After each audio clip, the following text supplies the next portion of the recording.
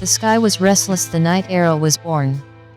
Clouds danced like warriors above the southern rocks, and thunder rolled like ancient drums across the open plains.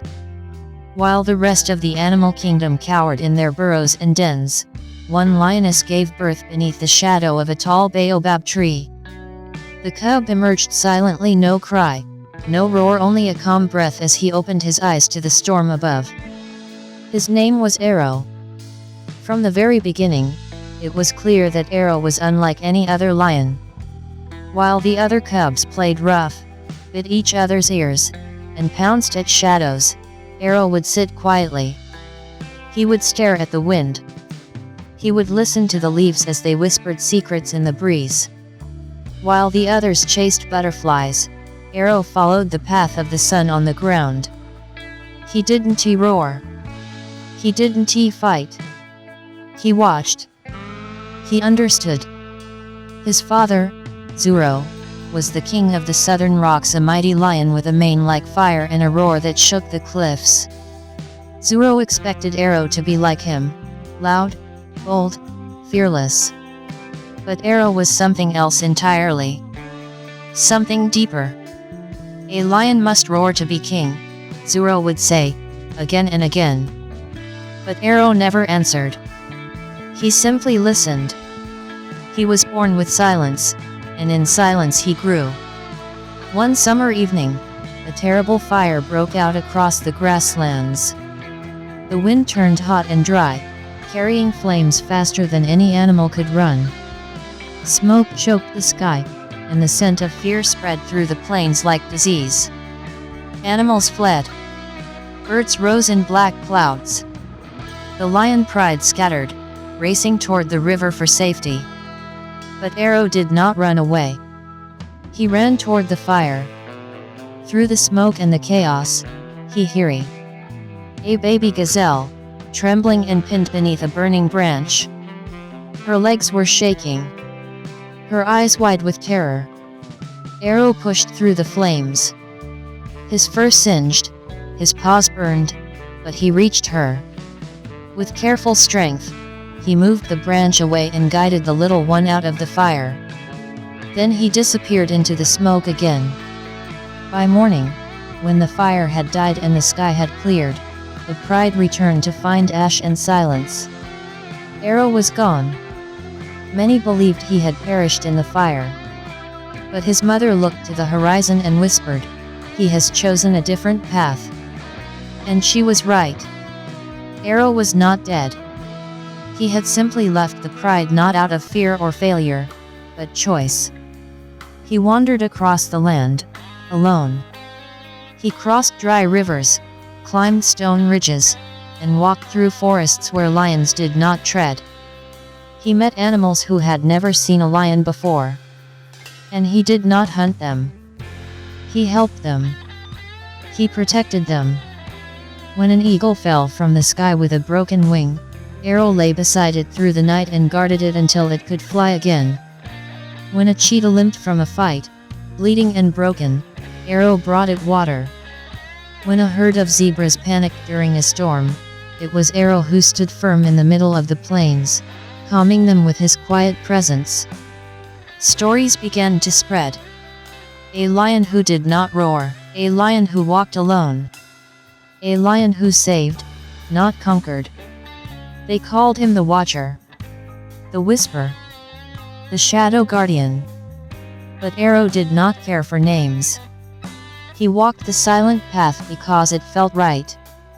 Because peace, he believed, was stronger than pride. While Arrow wandered, the pride he had left behind changed. Zuro, the mighty king, had grown old. His roar no longer echoed. His eyes dimmed. And when he passed away under the shade of the same tree where Arrow had been born, a new lion took his place. His name was Kodo. Kodo was everything Arrow was not. Loud. Angry. Powerful. Kodo roared louder than any lion before him. He fought every challenge and won by force. He ruled with teeth and fear. The pride followed him. but not because they loved him, because they were afraid. Balance began to fade. The lions hunted more than they needed. They chased the antelope too far. They stole from other predators. They disrespected the land. The sky turned dry. The rivers began to shrink. And across the savannah, birds stopped singing. But far beyond the reach of the southern rocks, Arrow felt it. He stood on a ridge, the wind whispering past his ears. The land was calling him. Not for war. Not for revenge. But for peace. And so, once again, the lion who did not roar turned back toward home. After one full season, Arrow stood atop the Sun Rock. He looked at his pride, at the land, at the wind that had always spoken to him, and he walked away. No roar, no crown, just a quiet departure. He walked until he disappeared into the long grass. Some say he followed the elephants north, some say he turned into wind. But none saw him again. On a night of great thunder, when lightning touched the hilltops, the wind howled across the land, and in the wind, a voice, not loud, not sharp, but real, it whispered, "Lumo, I see you. You have walked well." And from the top of the hill a golden figure stood, a lion unmoving, bright as the moon, and then gone. Years passed. Lumo grew older but never lost his quiet strength. Cubs from all corners of the land came to sit with him, to walk the trail of silence, to learn how to lead without fear. He never called himself king, he never wore a crown, but the world changed around him, not by force but by presence. And when he finally lay down beneath the same tree where Arrow was said to sleep, he whispered, "The path continues." The cubs gathered beneath the moonlight. They promised to keep Arrow's silence alive, to listen before they roared, to protect the weak, to walk the path of peace. Their voices were soft but full of fire. They were the future, the hope. A fierce storm approached the plains, lightning cracked the sky. The winds howled like ancient spirits. The lions sought shelter, but Lumo stood tall. He raised his head to the sky and whispered, "This storm is a test. We must be strong but gentle." One lion named Rajai grew restless. He wanted glory. He hunted recklessly. His pride suffered. One night he met Lumo alone. Lumo looked deep into his eyes and said, "True strength is in restraint." Rajai's heart softened. He followed the silent path. Lumo and Sina discovered a hidden river, its waters pure and strong. They learned that this river healed wounds. They brought injured animals to drink, and slowly the land began to bloom again. One night an old owl visited Lumo. It spoke in hoots and whispers, teaching patience and vision. Lumo learned that silence also means seeing, hearing, understanding beyond words. Some lions betrayed the peace. They stole from the herds. They fought over kills. Lumo confronted them with quiet anger, not to punish but to heal. He reminded them of the path, and slowly they returned. The pride gathered under a sky full of stars. They told stories of Arrow, of courage, of peace. They sang songs without words, their hearts beating as one. Sina grew old. One morning she lay beneath the acacia tree. Lumo held her paw. She smiled, "You have done well. The silent path continues." And with it she closed her eyes, forever part of the wind. The hyenas came back, hungry and cunning. The lions remembered old fears, but Lumo said, "We welcome balance, not battle." They found a way to share, to live together without war. With peace restored, the plains glowed in golden light. Lumo watched the sunrise. He knew the path was never ending, but every step forward was a victory. The silent roar of the lion echoed through the land. As dawn stretched its golden fingers across the savannah, the pride stirred with life. The air was thick with the scent of wet earth and fresh grass. Lumo stood at the edge of the clearing, gazing far into the horizon where the sky kissed the land. The animals of the plains moved quietly beneath the awakening sun, their steps light but purposeful. Lumo felt the deep pulse of the earth beneath his paws, a steady rhythm that spoke of life, change, and the endless dance of survival. He knew the balance was delicate, and the silent path required unwavering attention. Today, a new challenge awaited the pride, one that would test their hearts and their harmony with the land.